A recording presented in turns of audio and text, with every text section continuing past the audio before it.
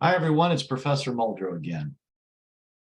I'm going to show you two other ways to do a while loop. Now, for the first way, let's take a look at what this slide is saying. It says, write a method, print numbers, that prints each number from 1 to a given maximum, separated by commas. So if you call this method and give it a 5 as a parameter, you should get 1, 2, 3, 4, 5, like that. Here are a couple flawed solutions. The first attempt has you using a for loop going from 1 to max, and then you print out the number, which is I, and a comma. Max, by the way, is the parameter being passed to the method. Unfortunately, what happens here is with that first method, you get 1, 2, all the way to 5, but notice there's a comma at the end of the 5.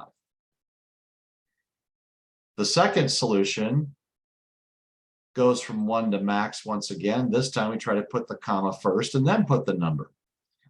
That also doesn't work because look what happens here. You get a comma in front of the 1, which you didn't want.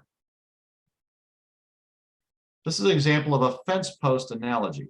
You want to print n numbers, but you only need n minus 1 commas. If you're going to print 5 numbers, you only need 4 commas.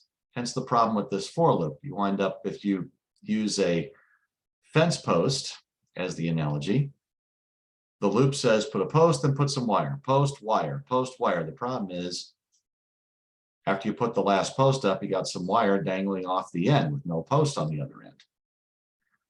So the way to fix this is put your first post before the while loop, the loop starts. I'm sorry, not the while loop. So place a post right here means place this first post. And now you're then going to put wire and a post each time to the loop, wire and a post. That way you build the fence correctly. So to get back to the real world, here are two possible solutions to our number problem. You could print the first number first, which we do right here, and then start the for loop with a 2 as opposed to a 1, and that'll print the numbers out correctly. You could also have the loop go from 1 to 1 less than the max and print those numbers, and then when the loop is done, print out the maximum number. That also works. Here in my Java code, we're doing something very similar to that. Here you can see I have my print numbers function, but in this one, I'm only printing out only the odd numbers. So I'm printing the first number, a 1, and then I'm starting my for loop at 2. And then I say if x is my loop counter, if x divided by 2 gives me a remainder of 1, that means it's an odd number, then just display a comma and then display the number. And when I run this program,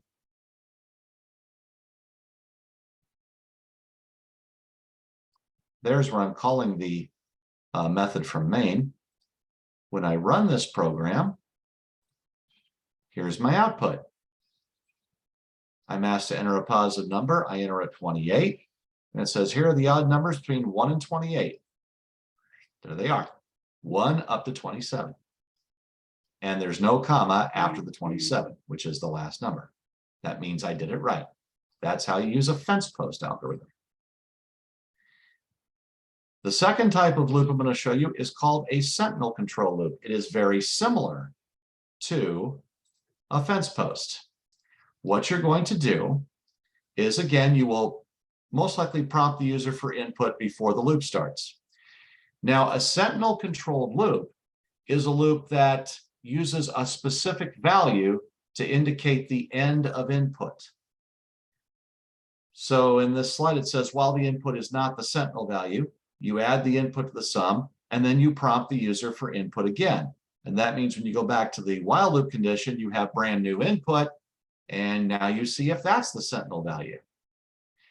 So for example, here we have our initial input. We ask the user to enter a number or -1 to quit. Read it into a variable called number. And here we have our while loop saying while number is not equal to -1. So we're going to add that to sum, prompt the user again, and then give the variable number a new value and go back to the start of the while loop. So this while loop will keep going until the user enters a -1. As soon as the user enters a -1, the while loop is over and we display the sum. Here in my code, I have a very similar loop going on. So here in this part, I prompt the user to input a number and I'm storing it in a variable named val. Then I have my while loop that says while val is not equal to -1, I add val to sum, I add 1 to count, and then I prompt the user to enter another number and I store that number in val. And so this while loop will keep going as long as val is not equal to -1. As soon as it is equal to -1, the loop is over and I will display the average of the numbers that were entered.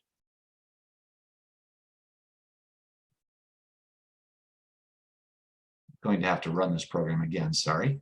So I'll say 28. There are my odd numbers. Now, here comes my sentinel controlled loop. I'll enter 22, 33, 44, and 55.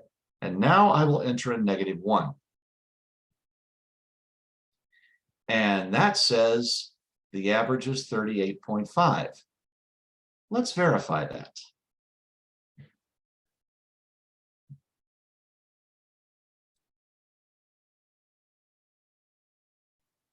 Excuse me a moment while I bring up the trusty Windows calculator.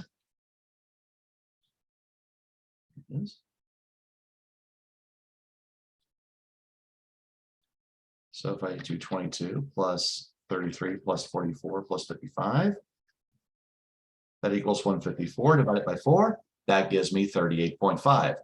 Notice the -1, the sentinel value, was not added to sum. That is the indication you've done a sentinel controlled loop correctly. If the sentinel value, which in this case is -1, is not used in your processing, in this case it was not added to sum, that means you're doing it right. Once again, if you have any questions, please send me an email at kmuldrow@lbcc.edu.